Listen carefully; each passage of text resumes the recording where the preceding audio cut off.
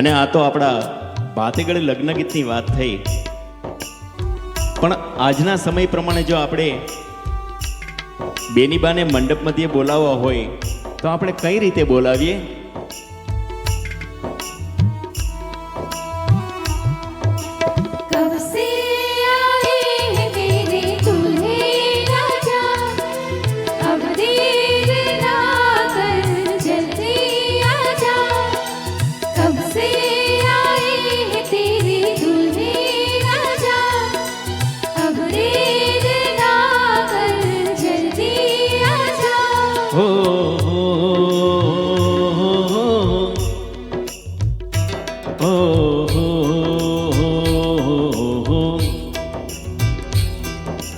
तेरे घर आया मैं आया तुझको लेने, दिल के बदले में दिल का नजराना देने।